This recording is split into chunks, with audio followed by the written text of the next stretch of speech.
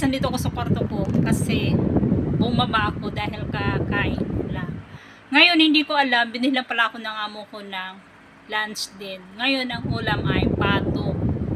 Hindi ko siya makain kasi busog na busog ako dahil hindi ko naman alam na bibili pala sila ng lunch ko. Kaya nagsayang ako, tapos nagluto ako ng ulam. Ngayon, busog na busog ako. Tumawag sa akin, bumili daw sila ng lunch ko. Sabi ko na lang, okay, thank you. Ayan yung binili sa akin na pagkain, pato are. Ngayon, paano ko siya makakain? Busog na nga ako, ayan. Pakita ko sa inyo guys. Kasi dito sa Singapore, masarap sa kanila yung pato. Kumbaga sa atin, baboy. Ayan o. Ayan. Ayan yung binili sa akin. May pork yung parang puti. Tapos pato yung may sauce. At saka yung egg. Ayan yung egg dalawa. Isa lang yan, hiniwa sa dalawa. So ganyan yan. Ganyan yung ang tawag kasi dito sa kanila ay duck rice. Ngayon, pag sinabing duck rice, magkasama na yun sila. Pato at saka rice. Unless mag-additional ka ng ibang putahe like katulad niyan or gano'n.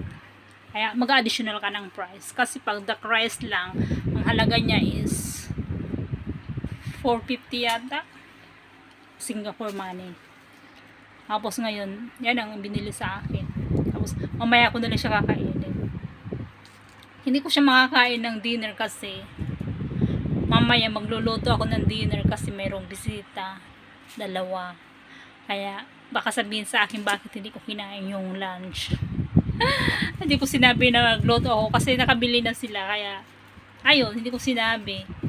Baka sabihin, no, bye, so early. Baka sabihin mo, takaw ka naman.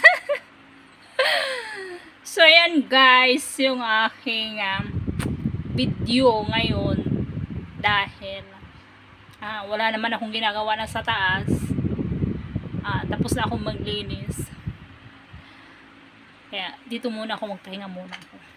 Mamaya aakit na naman ako sa taas kasi makulimlim. Lilipitin ko yung aking sinampay sa rooftop. Marami kasi akong nilabhan. So ayan. Ang aking hair, walang nakikitang uban kasi nagkulay ako ng buhok nung isang araw. Saka ganyan talaga yung buhok ko. Naglalagas yung buhok ko. Bakit kaya? Pauwi pala ako ng Pinas guys. Ayan. See you Pinas! Hindi ko lang sasabihin kung kailan pero uwi ako ng Pinas. Next week. So ayan guys, yung aking video. Mamaya ako nakakainin to kasi busog na busog ako. Dito muna ako sa higaan ko. Higa-higa muna ako dyan. Tapos